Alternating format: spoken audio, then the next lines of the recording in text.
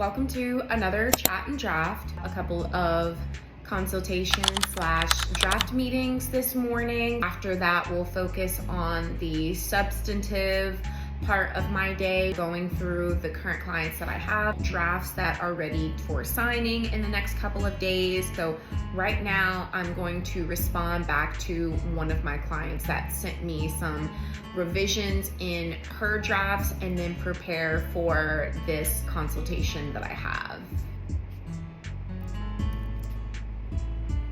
The name of the game is when I do my meetings with my clients, I will go through the trust document with them, also send the first edits over. They read through everything and then I explain to them, what all the language means, etc. I will even make some recommendations where, so we had this here, but I do believe that you would be more well served if we use this asset to pay a beneficiary as opposed to that asset. Sometimes I'll send my clients with homework. I think you need to see what actually is in this specific account to see if it's even worth getting paid into the trust and then paid out to beneficiaries, or should it be something that is directly paid to the beneficiaries. So I'm just viewing the word changes and then I'm gonna send this draft over to the client to see if they are in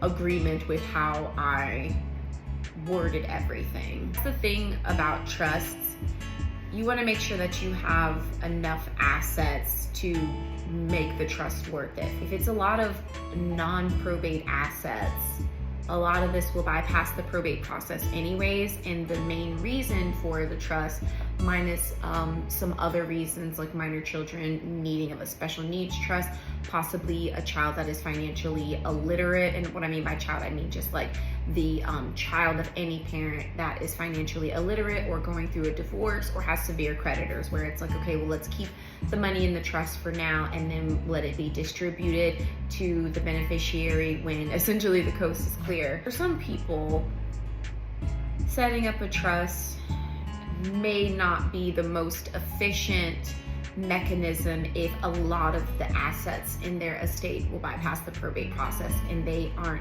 in one of those scenarios that I usually lay out in my consultation summary, certain persons that would be best fit for a trust. And also making sure that I'm not mixing up settlor and grantor. They mean the same thing. Essentially, this is the creator of the trust. I have to make sure in my trust document that I'm consistent throughout. So if I start with settlor, then every reference to the trust document must be settlor and not settlor here, grantor there. Little things that just matter to ensure that the document is consistent. But there's no difference between a grantor and settlor. Both terms mean the same thing. It's essentially the person that funds and creates the trust. You are either a grantor or you're a settlor. Minor consistencies to ensure that everything speaks the same throughout the entire trust document. So interesting because I find myself going between the two.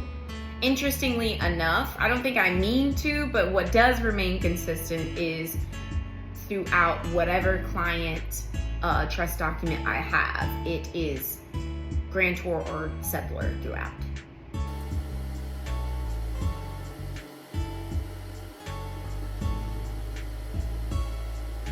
And of course, when I'm sending any drafts to clients, whether they're online or mailed, I do put some sort of disclaimer in there because even though it's a draft, it's still a finished product. Put a disclaimer in there essentially saying that this is just a draft. There will be no legal reliance on any of the documents until they are completely finalized and agreed upon by both parties, meaning the firm and the client. Anything could happen. Documents could be lost, thrown away, etc. And you've got, information out there in the ether, and, you just want to ensure that there's something on the page that lets a court know if this were to get into the wrong hands that, hey, this is a draft, we shouldn't even be relying on this anyways.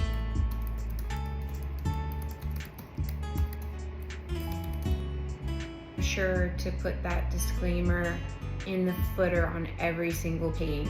This is not, a court can't rely on it because it is indicated as such.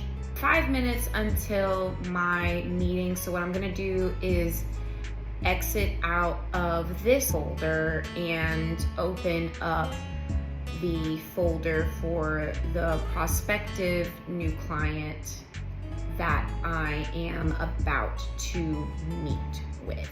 All of my consultations and meetings are via Zoom. Actually, just had a client confirm a time. Great. Perfect. How are you today?